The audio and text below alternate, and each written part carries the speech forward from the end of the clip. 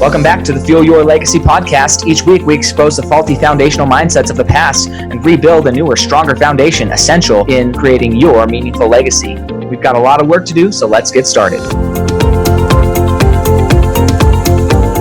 As much as you like this podcast, I'm certain that you're going to love the book that I just released on Amazon, Fuel Your Legacy, The 9 Pillars to Build a Meaningful Legacy. I wrote this to share with you the experiences that I had while I was identifying my identity, how I began to create my meaningful legacy, and how you can create yours. You're going to find this book on Kindle, Amazon, and as always on my website, samknickerbocker.com.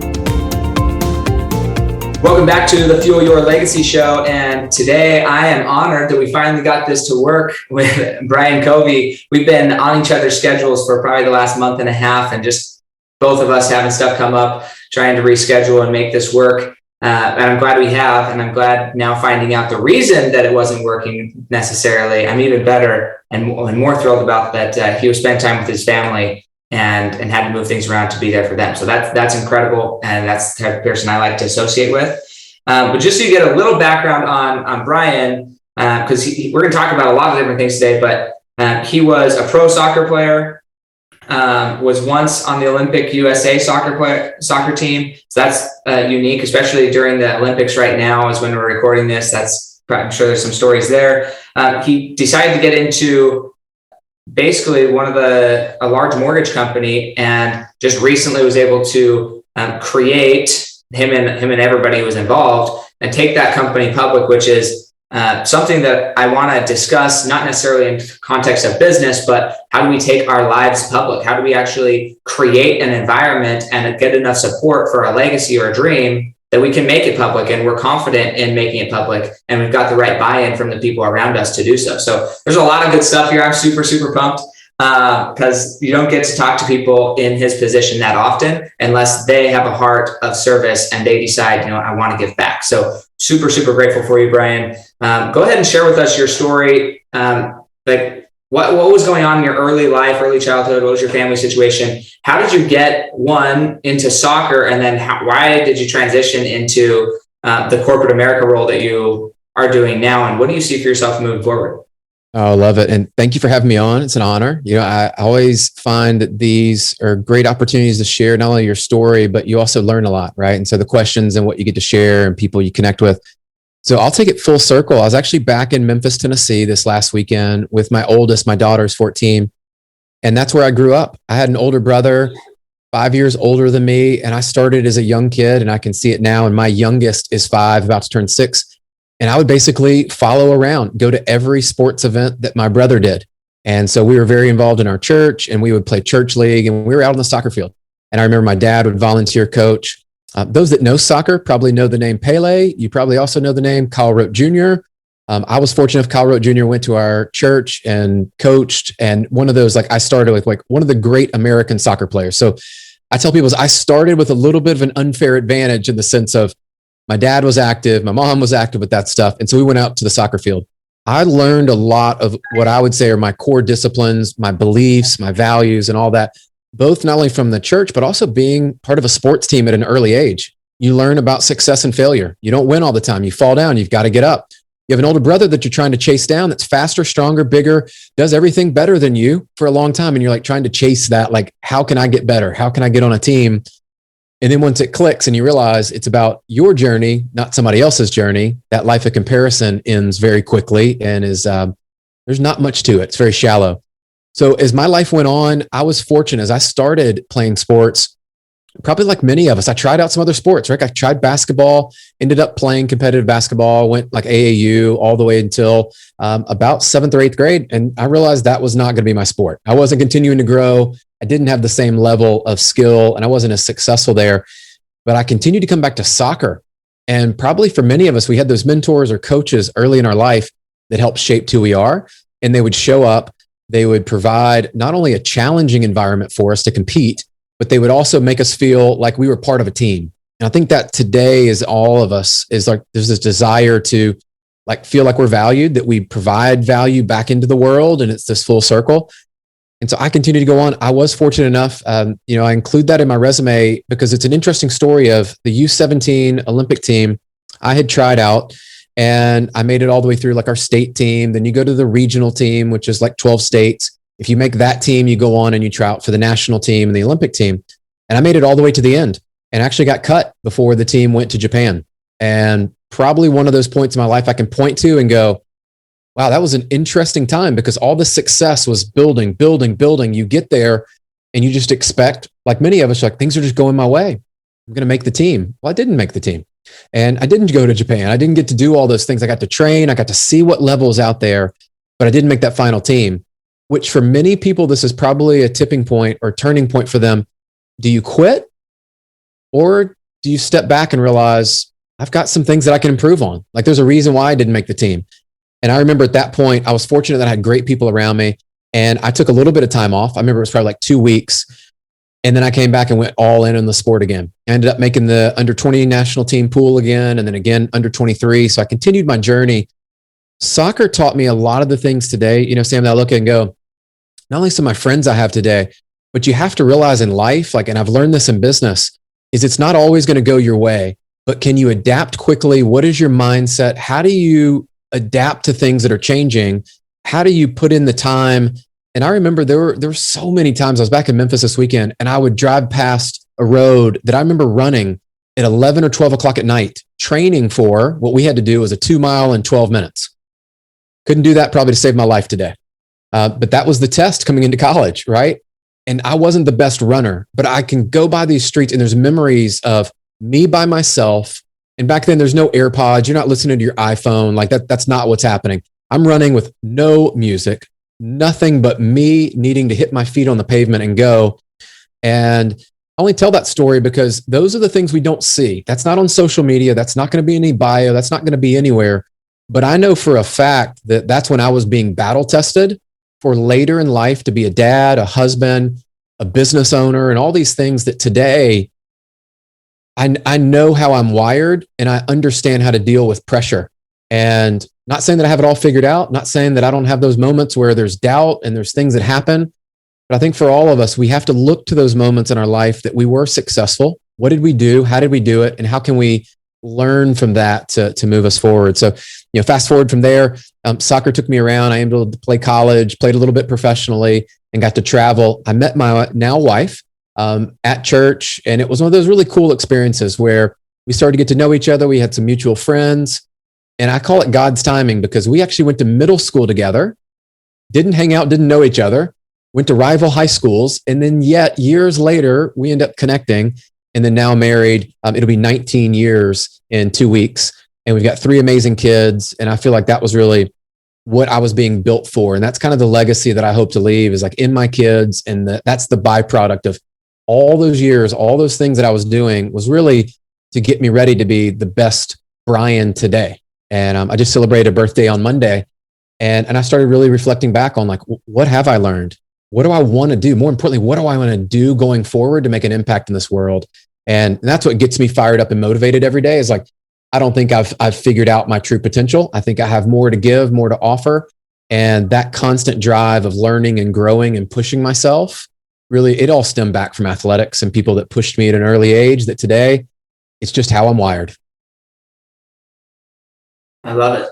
That's awesome. So how did you end up into like, what was your lead into corporate America and into this career of taking a company public? So funny story. And I was actually talking to my parents about it this weekend as I had left early. So the way the draft works in professional sports, you get drafted, but ours, I ended up having to drop out my last semester of school to go pursue this. And it was a dream of mine. I wanted to do it. So when I came back and finished my degree, I wasn't very hireable, right? Like I had a college education, but at that time in like 2001, there weren't many people hiring. Like if people know, if you look at the economics then, I was trying to get into finance. I was trying to get all these stuff. I had no like street credibility because remember, I played soccer. I wasn't doing other jobs. Like my full-time job was literally training and playing soccer. So I didn't have as much to offer except for I knew I was competitive. I knew I was a good learner. I knew I would work hard. So I went to a job fair on campus at the Fogelman College of Business. And I remember getting turned down for probably my first 3 interviews that I went on. They're like, didn't go anywhere. And a company at that time, it was Wells Fargo. their bank, they hired me as like literally entry level, like cold calling people. If you remember back, if you would finance furniture, they're like 0%, no payments for all these years. Like I was the guy approving the credit and helping like upsell them and try to get debt consolidations. So then I spent 13 years in corporate America, and only give this perspective of I grew up thinking I would retire there. What an interesting perspective as I look back now. I thought, okay, I land this job, I landed this company, I'm just going to move up, right? Every few years, I'm just going to move up, move up, move up.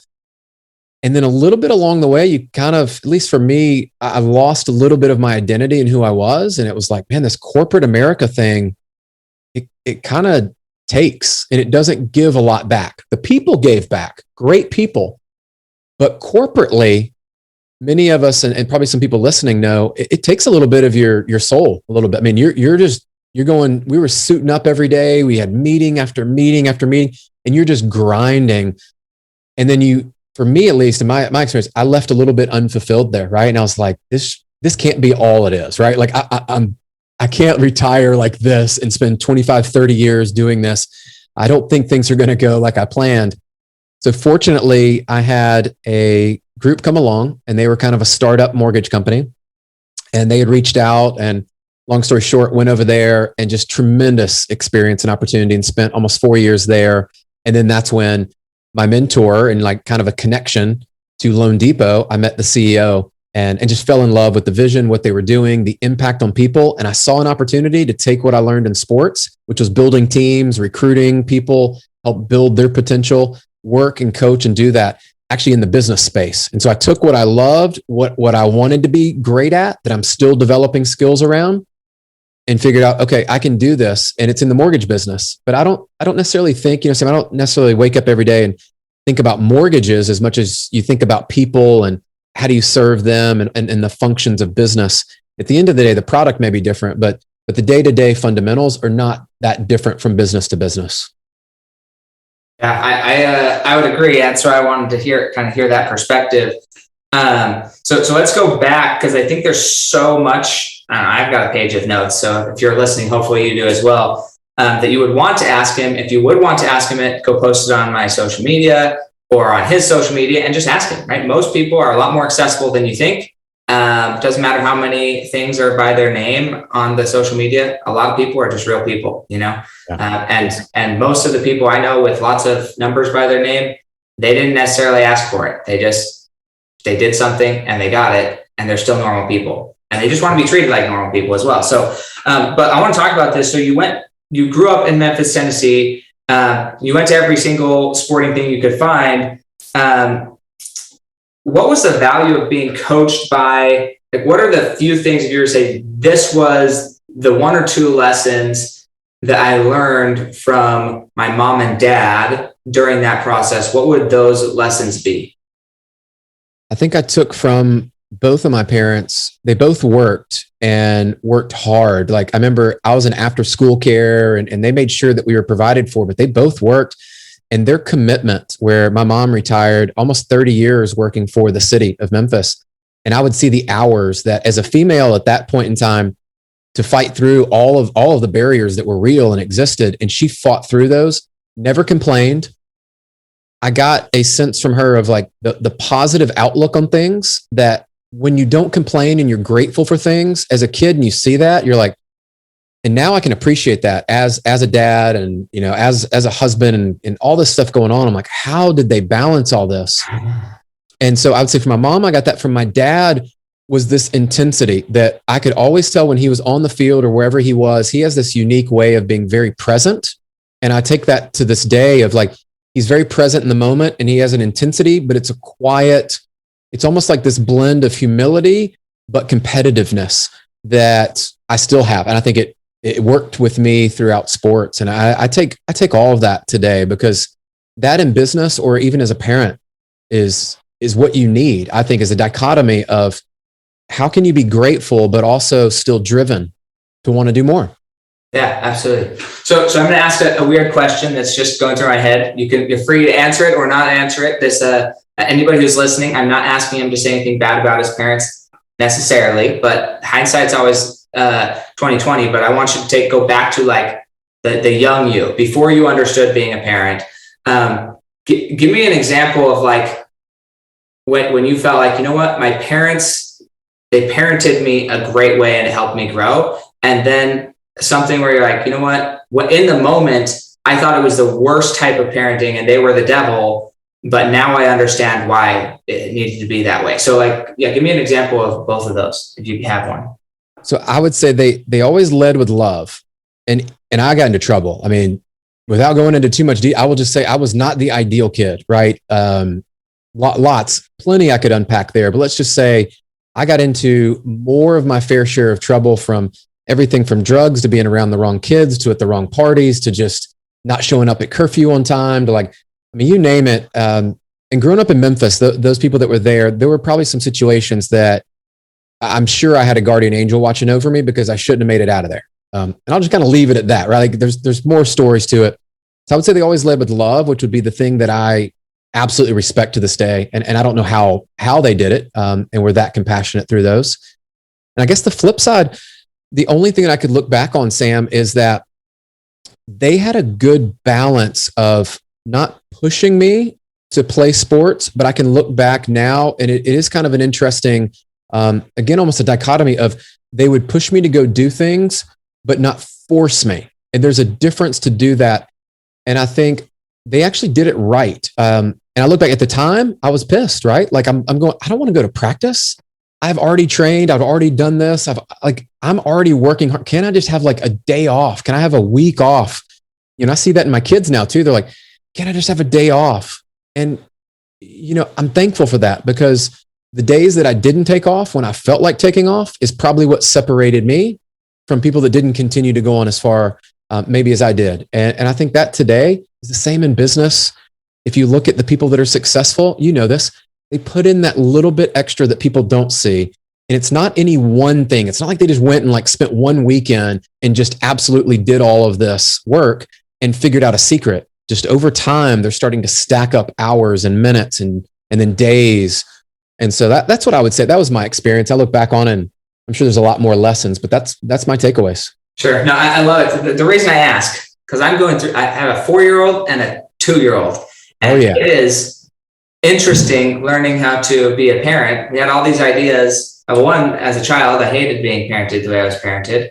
And then as I got older and established some of my own independence, I was like, nope, this is what I'm going to do as a parent. This is how I'm going to do it. And then you have children, and just any child can be difficult to parent, I think, and know whether you're doing the right thing or the wrong thing, and how it's going to think about how's this going to affect them when they're 20 years old, you know, whatever.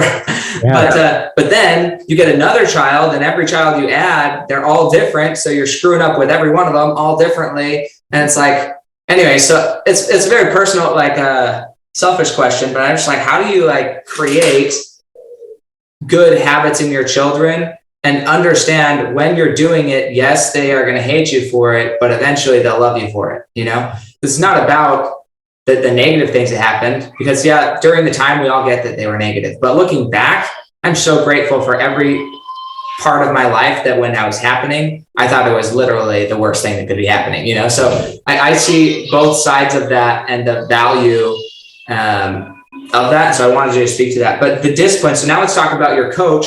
What are some of the things that you learned from this, like arguably one of the best soccer players out there at the time? What are some lessons that you learned from him that have been translated throughout every aspect of your life?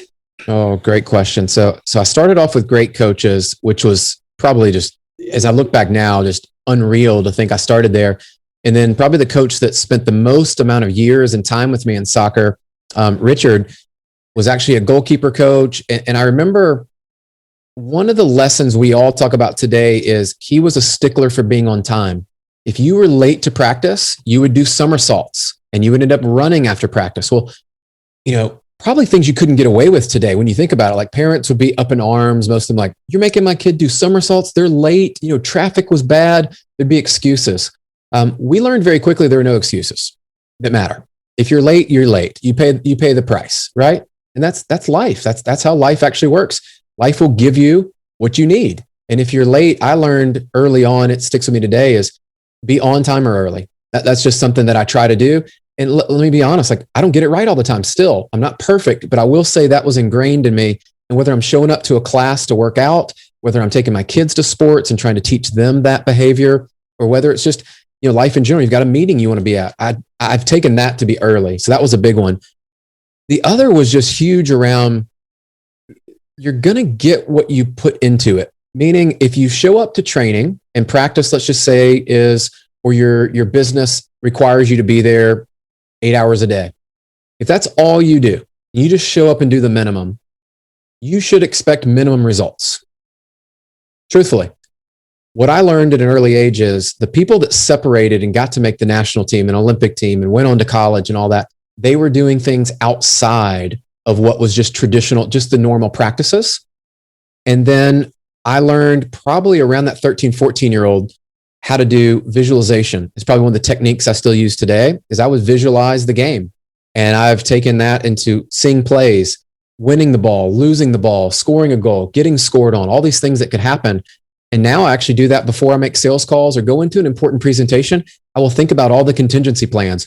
What could happen? What could they ask? What could the conversation go towards? What do I need to be ready for? That has allowed me, I believe, over time to develop the muscle that we all, I believe, can develop, which is that critical thinking. What are you going to do when you only have a couple seconds to respond? What is your default kind of wiring to respond to? And I think that visualization and that technique actually taught me things to this day that if you prepare for anything that could happen, you're prepared for when it happens. And you don't sit on the sideline and wait for 30 minutes, an hour, 2 weeks to make decisions. I've learned to make decisions quickly and to be decisive about things, which could be a detriment. For me, it's worked well. I like to be decisive. I like to make decisions because guess what? Tomorrow's going to have a new set of challenges and opportunities. I need to make decisions on those. And so I think those are the things I would take away. And man, those all apply to today. Like that's not just sports, that's life. Right. And I think one thing that I found, I like hearing different soccer players' perspectives. I interviewed one and this is it's stuck in my mind ever since, but one, and you're bringing it up in a different context, which I like, but the decisiveness. When I played soccer growing up until I was 12 years old. And then frankly, I got exercise-induced asthma. And so running and stopping was not my game. It was just not good. I did cross country. I could run 3.5 miles or whatever, as long as it was consistent. But the running and stopping, there was no way to control I struggled. I shouldn't say there was no way. I struggled to control my breathing in that environment. So it wasn't good for me. But things I did learn was decisiveness. And a large part, the funny thing is a high scoring soccer game, especially in national, and we saw one the other day at the Olympics. It was 5-0 or something. It's crazy. It's unreal. A high percentage of high level soccer games end in shootouts, right? They just end from just kicking the ball. They run around for an hour, 90 minutes. And then what decides the game is shooting out. Why did they start there? But because it's fun and I get it. But one of the biggest things about decisiveness is being able to decide how much pressure you can take and getting out of pressure fast. Getting out of a pressured situation fast and being decisive about passing the ball, not being decisive about taking the ball and running with it. That's a different game. But in soccer, the most decisive actions that I've seen that can separate something is when somebody decided to not make the play and to pass it and allow somebody else to pass off when they were under pressure and weren't able to handle it. And I think that skill in any area of life, recognizing when to accept and ask for help, and when you're in over your head and not taking it as I'm a failure if I can't make this play. No, there was pressure, things you couldn't control. What you can control is, are you going to fumble through it and probably fail? Or are you going to pass the ball, still be on the winning team, even if you're not the one making the shot? Yeah. And that's a hard lesson to learn. But I think soccer for me, that's what I learned from soccer. And I was reminded about it a few months ago when I did another podcast, but I'm just thinking about now even more, the decisiveness is really where I think I learned to be that quick decisiveness about what I was doing. Yeah. And think about it. How many people out there listening or that can't really make the tough decisions, and by de facto, they don't make the decisions and they look up and their life is in the same place a year or 5 years. And they're wondering why things haven't really gone the way that they intended. And it's you've got to be decisive. At times, you've got to take risks. And to your point, At times you got to ask for help. At times you got to pass the ball to somebody else who's in a better position than you are. And at times you've got to learn to play defense as well, right? Like it just gets you to think and to be very thoughtful about the game of life, of how you're playing it, how you're attacking, how you're defending. And I think there's so many correlations. Like we could go on for a long time that I see it today, but it does give me that perspective of recognizing when to go certain directions, when to pull back, when to go this way.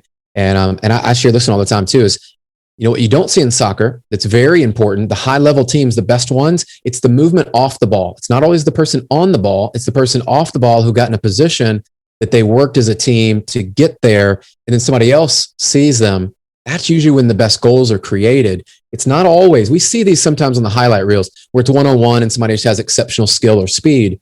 But the beauty of the game is the off the ball movement and just the ability for people to think and to see things before they happen. You know, like as Wayne Gretzky used to say, is like, he's thinking about where the puck's going to be a couple plays from now. And how do you put yourself in that spot in life? You got to be thinking through, be thoughtful and decisive. Yeah, it's funny. Last night I called my assistant really late at night because we were using one software and system to fulfill a role in our company, and it was okay. And we've been kind of battling, or like I haven't really given it much thought, as much as I thought as I should have. And it's like, it's not a lot of money, but it's still just like wasted money. You know, it's just money that's just there. And like, we haven't decided what we're doing with it yet. And so yesterday I just like, okay, and I've had them studying this for months now, like how to be successful with this. And then yesterday I was like, whatever, we're just going to bag it and we're going to do something else. And thankfully my assistant's also a very accomplished business owner herself. And she just decided to support an entrepreneur rather than go build another company. So she totally understands the process, but it's funny. Like a lot of people, they'll hang on to what could be rather than just deciding, you know what, it's done. Let's move on. Let's be done. Cut our losses. Not worry about the sunk opportunity cost or whatever they call that, but like, let's just move on, you know? So I think that's huge. I love that that's a lesson you work. Now, when it comes to teamwork, I don't know what your position was in soccer or on the team, but I'm a firm believer that doesn't matter what your position, whether you're the captain or the guy on the water boy, you are a leader and people are watching you. So what have you learned about leading a team, no matter what your quote unquote title or position is, but how to be a team leader regardless? Oh, I love that. So the tie down for me was I was a goalkeeper. And so those that know the position, if you know it well, you know, you can be the hero one day and then the next day in the game, you could be the one everybody's looking at like, why didn't you make that save? What did you do that for? You know, and all that. But you also had a vantage point. And our coach would always share with me, you're the on the field coach. You're behind the team. You see our shape. You see where people are. You see when the attack is coming. You see who's coming. You've seen them play. You know, this player over here is exceptionally fast. He's probably faster than any of our defenders. Like, you have to be aware of that. You got to be decisive. Again, it comes back to coming off your line and cutting off through balls, crosses and things that you have to make decisions, and you have to commit to that decision.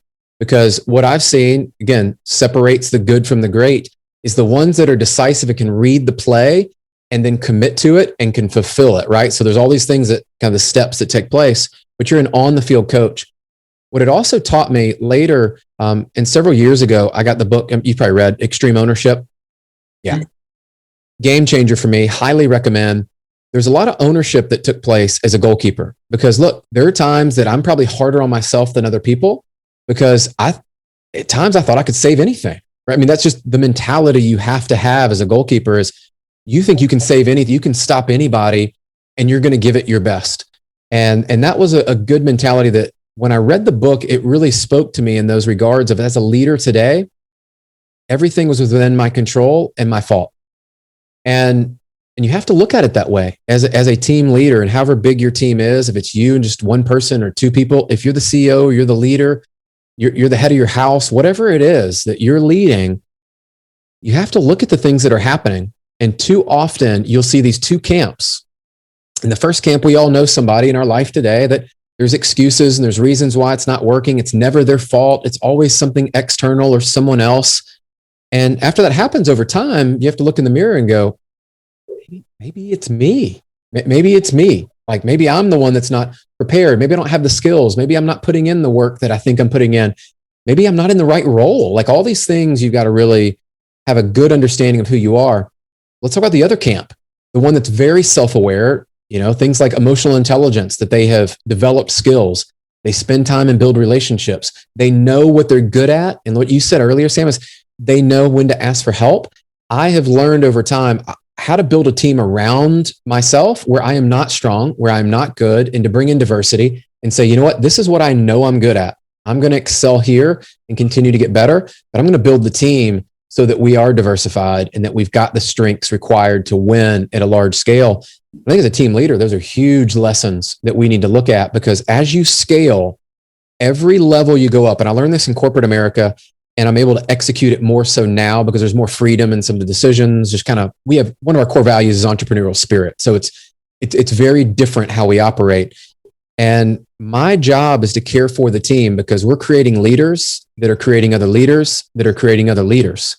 And it's this whole mentality we talk about, and we share things like the language we use, the things that we say, how we treat each other.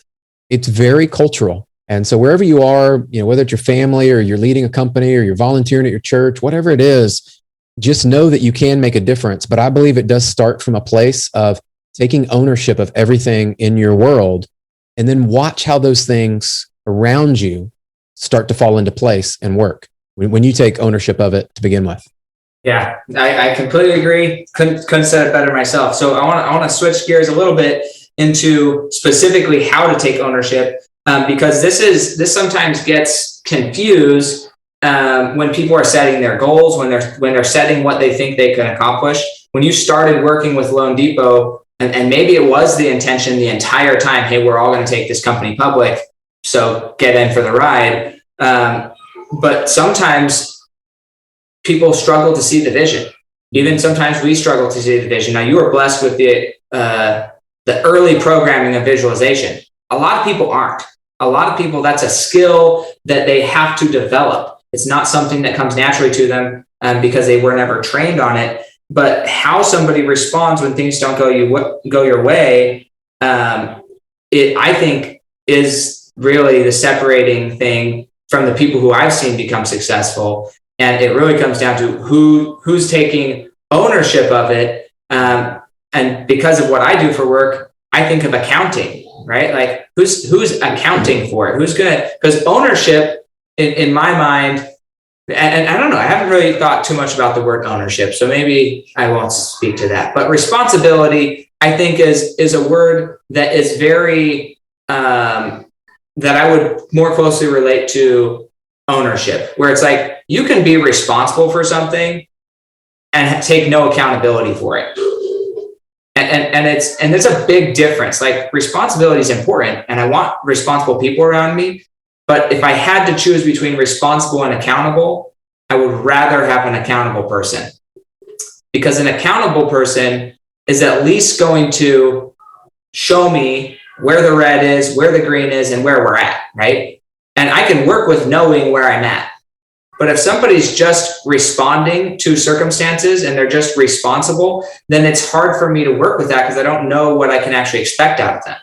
Yeah. And so ownership, I'm not sure where ownership comes in that split, but I'm curious for you, how were you able to help other people who didn't have the same training begin to respond in a way or become more accountable in their own right without seeming overbearing, like forcing them into it? Because in my experience, forcing somebody to be accountable ultimately breeds responsibility and not accountability. And so how did you do that as a leader? I think the best leaders have a form of empathy, and meaning that we can relate, and I can relate to where they are, because I've been in that same season of my life through my journey. And I can remember when I didn't have ownership, and I would be the person that showed up to the meeting, and whether I was late to the meeting or I came in the meeting, I didn't contribute, I didn't give my best, or a project was due and it didn't get done on time, or we didn't meet the objectives that we had. And I could think of all the reasons why we didn't do it. The first reason was never me, right? It was always, the market. This competitor out there. Our pricing strategy. Our marketing. And You could go on and on and on. And so what I usually share with them is my story of, hey, look, here's where I was, right? And what I have seen in great leaders, and I've seen in you, is when we take ownership of what's happening around us, and not just ownership, but extreme ownership. And this is what it looks like. When things happen, the best leaders immediately say, what could I have done better? What could I have done better to support that team member? What could I have done better to make that sale happen? What could I have done better to come up with a better strategy? Where did we not execute? It comes down to language. It comes down to you being part of the team as a partner. And what you won't hear from the best leaders, and that's who I try to emulate and I'm aspiring to be myself, is you don't ever say, you've got to do this, or why can't you do that? It's never about an I or a me or any of that. While you share your story, you always want to bring it back to we. What can we do? And ownership, while it starts inside with me, we're still playing a team sport. Last time I checked, even a successful entrepreneur that we see, they aren't by themselves, ever. It's not how they win. So the empathy piece, I think for any leader or anybody out there, is understanding where they are and that it is not a light bulb moment for most people. You're going to need to show that empathy over and over and coach back to it. And then when you see it done correctly, reward them and let them know, hey, I love the way, Sam, you took ownership of that project over there, or I see that we were trying to get to here. We didn't get there, but I love how you took ownership and you changed direction. You went here. You got to model and reward and recognize, I think, the behaviors you want to see just over time. And I think there's a balance to that. It's almost a dichotomy of like, to be a great leader, you got to lead by example. So guess what? When things don't go well, guess who the first person is that needs to raise their hand and say, guys, I could have done better. Here's what I think that we should have done. And I take full responsibility and accountability and ownership for that. When you model that for a while, here's what's going to happen. You're going to squeeze people up. They're either going to figure out that's the language, that's what's expected, and that's how you become successful here, or they are going to self-select out. And either one of those are okay, because if you're building a culture on extreme ownership and accountability, like you talked about, you want people bought into that. I'm not trying to force someone down a path that's not who they are, but I also believe in the power of coaching and modeling to help them see and get there. Because here's what I know and believe. Most people haven't seen it modeled or done correctly yet. And that's my role, is to model that from people that have taught me, mentors that have gone before me, and lessons. And so it's my responsibility now to model that from what I've learned from a number of great leaders and mentors. That's my role, is to continually fill my cup so I can pour it out and give it to the team, so that I'm able to be the best leader I can be for them.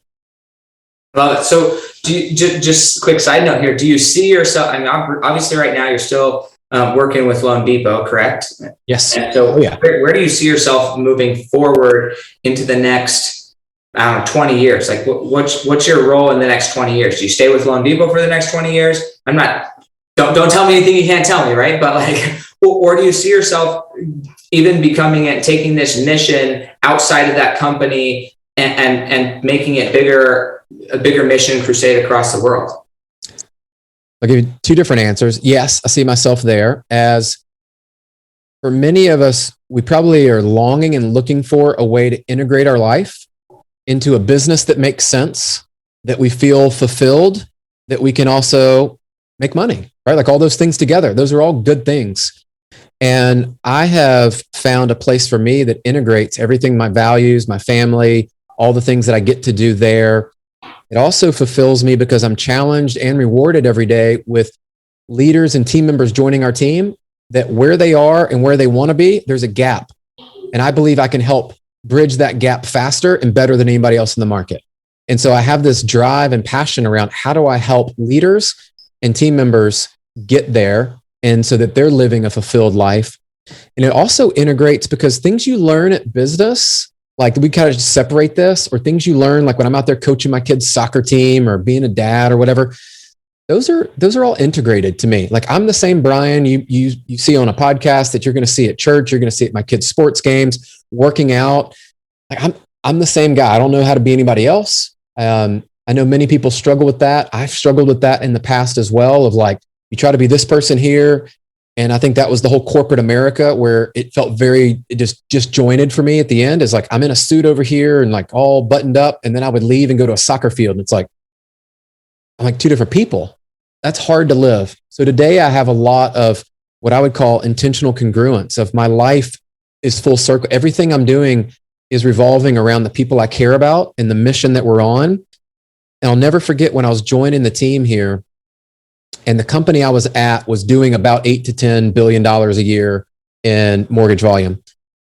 And the CEO at loanDepot, I remember Anthony talking about, man, wouldn't it be cool if you built a team 8 to 10 billion over here? I'm thinking, built a team as big as the company I'm at? Like, you got to have a vision big enough for people to aspire to, that they continually are working towards, and that's going to motivate them when they're not motivated, that's going to pull them forward, that's going to get them to think bigger, that's going to pull other people into that and realize they can't do it themselves, and that it's worthy of their time. And it's almost like this quest that we're on, you know? And look, we're probably going to get there in the next 5 years. It's unreal how fast we're growing and what we're doing with our team. I love it. It challenges me, but yeah, this congruence and the things when you know you're doing what you're supposed to do, it then allows you freedom to go do other side projects and passion projects and things that we love to invest in things and give back to the community and all those. When you're successful in what you do and you see people, and I always wondered how people were able to give that much and why did they do that? You just start where you're at.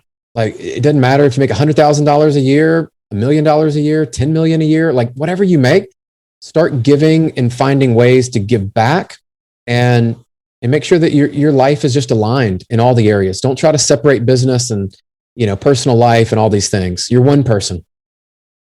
I could not agree more. And those who hear me speak or follow me on social media or listen to me harp on my little soapboxes that I like to get on, he just gave you my speech. So it's good. But the reality is, it's funny. I don't, and this is like I don't know how to say this. I don't know how to say this humbly necessarily, but I've read a lot of success books. So I'm sure that all of my thoughts are regurgitated thoughts from somebody else. I don't know any one person that my thoughts came from, but I do remember the different times when I finally like, oh, this is what needs to happen. And I started living my life that way. And then, or preaching to the people around me, hey, this is where I'm headed. And then hear confirmations that this is what other people who are farther ahead of me on the train of fulfillment, what they've done. And it's like, okay, so I'm in alignment. This is good. At least my thoughts are in alignment. My actions are wildly out of alignment most of the time, but my thoughts, at least where I'm headed and what I focus on, those are in alignment. And so I'm super grateful for that. I'm curious, because this is I feel like it's so much has changed. The more people I talk to, there's a lot of people who really did think that they were going to go in and retire at their first company. Yeah. And again, I don't know exactly your age, but based on timeline, you were at least going through your 20s during the 90s or like your teens during the 90s, somewhere around there. Yeah, teens. Yeah, I just turned 44 this week. Okay, awesome. Yep. So what's interesting is pre-2000, and maybe because of the cuspers leading into the 2000s, it was the style of our society to get a job, work there, and retire there, and they were going to give you pensions. They were going to take care of you, your family, and that was the system. Yeah. And women stayed at home primarily. And some of them worked, right? Your mom was lucky enough to work and help facilitate the changing of status quo there, which is phenomenal. But primarily, women stayed at home, took care of their families. Men went to work. They wore a suit and tie every day till the day they died. They either wore a suit or they were a blue collar worker and they wore a uniform of somebody else's uniform. Like, those were your options: a suit, yeah, white collar, blue collar. And still, a lot of politicians will talk about life in white collar, blue collar. And what I find interesting is most of and maybe I'm wrong here, but I'm not wrong about who I know, but I am maybe wrong because maybe I don't know enough people. Most of the high level entrepreneurs, CEOs, VPs, the people that I know, they aren't wearing any collar now. They're wearing t-shirts and blue jeans or sweatpants or whatever they feel comfortable in. We've changed our environment as a whole to be more vision-led and fulfillment oriented. Mm-hmm. And the companies are doing their best to catch up with that. Unfortunately, if you think humans change slowly, corporations change decades slower, because there's way too many moving parts and systems in place that generate, which is phenomenal and respectable, but there are slow changes. So I think it's cool to see that. But what would you say to somebody who also thought, or maybe the contrast, they can't see themselves retiring at any one thing because they've swung the pendulum too far and they don't know how to commit to something? Like how do you help somebody find something that's internally worth committing to for themselves? Yeah. So there's kind of this thought, right? And I think Simon Sinek came with the book, like Start With Why, which, by the way, I love the book. I personally didn't learn my why that way. I don't know to this day that I know my exact why of what I do. I think I know why I was created, and I'm a believer, and obviously faith-based, and a lot of things that I do all revolve around why I think God gifted me certain skills and talents and things that I'm supposed to deploy in the market. Like I believe that. But a lot of people, I think they struggle with this because they think there's going to be this magic moment of I'm going to find my passion and my why, and it's just going to be like the sky's open. It's going to be glorious, and I'm going to show up every day like I want to be there, and it's never going to be work. It's never going to be hard. And the successful people do hard things when they don't want to. And when I shared earlier, like running at 11 or 12 o'clock at night, I want you to picture I'm 18, 17, those ages. What do you think my friends are doing on a summer night? Probably partying, playing video games. I mean, I don't know, video games weren't probably a thing as big. Right? Like they're having fun. They're doing things that they want to do. And I'm leaving parties. I'm leaving things behind. And I'm thankful that is not a sacrifice. That's a choice. That's an investment that pays off later. It doesn't automatically pay off, right? Like interest at the end of the month. This is something that you're investing in later. So my advice to anyone that is struggling with that a little bit is there's a saying that we have, and I use it quite often with myself. I have my own self-talk that has to go in, and it's actions over feelings. And for each of us every day, the first action you take, for me, for example, is I'm not a big alarm clock guy. I can just wake up. I'm fortunate I can wake up and kind of dial my own clock in. But when I wake up, I get out of the bed. Because guess what? I slept in bed.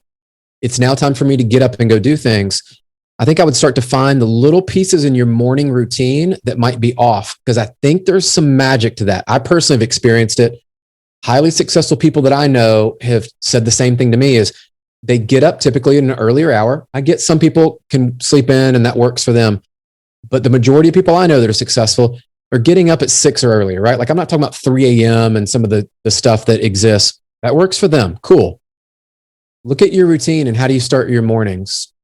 Do you get up and do anything that, you practice gratitude? Do you get up and work out, right? Do you get up and make your bed? Do you hit snooze and you're the opposite, that you lay in bed for another 30 minutes to an hour and just hang out? You pick up your phone for the first hour and you get lost in social media and you look up and you're like, holy crap, where did the hour go? The life that's built and lived intentionally is going to have better outcomes than the people that just wake up and kind of go through their day and hope it happens. That's all full circle to say, if you're feeling like today you're not in the spot that you were meant to be, it's because of your actions and your inability to keep your promises to yourself and commitment to something that you said you wanted to do, and you just lacked the commitment or maybe the dedication to go do it. And it could be one of two things. It could be, that's not actually what you're meant to do or you want to do. Cool. Okay, go do something else. Or it could be number two, which is you haven't really stuck with anything like that for a while, and you're never going to get good at something, I've found, until you do it for a while, right? Like I'm almost 20 years into an industry that I still feel like I have so much more to learn and so much more to grow. And so for many people, they want to just show up and become an entrepreneur in 6 months or a year, go, I am unbelievable. I run this online company. I barely work. I'm traveling. I'm doing all these cool things online. Yeah, that's BS. I'm glad for the people that have figured out their like golden ticket and hit the lottery. Cool. For all of us, we need to hone in and work on a skill, and we need to provide value to the market, and we need to show up when we don't feel like it, and to get really good at something. And what I found is the better I get at things, the more fun I have, right? Like I can remember in soccer when I couldn't pass the ball as well with both feet, and I had a coach that actually said, hey, you need both feet. If you're going to be any good at this, you need both feet, right? And I think about too, like I do CrossFit and lift and all these things. There was a time I couldn't do an Olympic lift like a snatch properly. Well, guess what? After a few years, you train at it.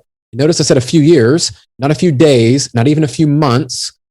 I got better at it. And guess what? One of my favorite lifts now. I love it. And I think that's where we have to figure out is the better you get at something, the more fun you're going to have. And guess what? Then as an outcome, you probably get rewarded and compensated. And it's no secret, but I believe that's been my experience and those mentors around me. Those are the life lessons that I would impart to anybody that's looking at that and going, what should I do? Awesome. Love it. Oh my gosh. We have to close this down, but I want to. So this is Legacy on Rapid Fire. 5 questions, 1 word to 1 sentence answers, just fast. Okay. So what do you think is holding you back from reaching the next level of your legacy today? Ooh, that is a good one. I am going to need to raise my goals up. Okay. And what is the hardest thing you've ever accomplished? Ooh, I was fired from a job and had to pick myself back up, tell my wife, and get going again. That would suck. That would be hard. What's your greatest accomplishment to this point in your life? I go back to my faith of being a believer, and then just 19 years of being married, and people who've been married know that there's ups and downs of that. And my bride, like my wife's like everything. I think that's what I'll look back on as massive. Awesome. What's a secret habit, mindset, or behavior that you think contributes the absolute most to your success? Do the things when you don't feel like it every day. Love it. And what's 1 or 2 books you'd recommend to the Fuel Your Legacy audience? Oh, so one I'm reading right now, Tim Grover, Winning. And then the other, I would go back to Extreme Ownership, had a profound impact on me. Fantastic. Okay, so this is the last question. It's my favorite question. And honestly, the whole reason I do this podcast, but I like gotcha moments. So I make them all like talk about themselves before I ask this question to test them. So we're going to pretend that you died. We're now 6 generations from now. So this is your great, great, great, great grandchildren. They're sitting around the table discussing your life, discussing the impact you had and the legacy you left. These are people you care about the most, great, great, great, great grandchildren. What do you want to be saying about Brian Covey 6 generations from now? That I lived a life of faith on purpose, and that I inspired people to do more than they ever thought they could. And there are people, as a result of the way that I lived my life, that lived their life intentionally and on purpose. And my kids had that character and that integrity built into them that got passed on from generation to generation, and that they knew that I did the best that I could with what I had at every moment and every stage of my life. I love it. Anybody who knows me knows that's pretty much how I answer the question, which is why Brian's on this podcast and why we fought so hard to get him here. But thank you so much for your time. I know you're busy and everybody's busy, right? We got to take the time to invest into meaningful relationships and conversations. And I'm grateful that you've chosen to spend some of your time with us today and share your heart and your soul and your intention. And we're here to support you in reaching your legacy. So thank you. Awesome. It's an honor. Thanks for having me. And if there's anything I can do to help you guys or anybody listening, like you said earlier, I love that comment about reach out. You're one person, one connection away that could help you shift your life into the right direction. Yeah. Well, if they were to reach out, where's the best place to actually connect with you? Because I know some people are different platforms. Yes. So our website that we created, super simple, www.briancovey.com. Pretty original. And then I'm on Instagram. Somebody had taken Brian Covey, so I had to do the Brian Covey. on Instagram, and then I'm on LinkedIn and Facebook as well. Okay, awesome. Yeah, just go reach out to him. Send him a message. Say, hey, if nothing else, I liked your show. Like there's no reason not to, but I just think you only have great to gain out of it, great friendships, and great people to be connected with, men of faith, families of faith, really, and I think is incredible. So thank you again, and we'll catch you guys next time on the Fuel Your Legacy Show. Thanks for joining us. If what you heard today resonates with you, please like, comment, and share on social media. Tag me, and if you do give me a shout out, I'll give you a shout out on the next episode. Thanks to all of those who've left a review. It helps spread the message of what it takes to build a legacy that lasts. And we'll catch you next time on Fuel Your Legacy.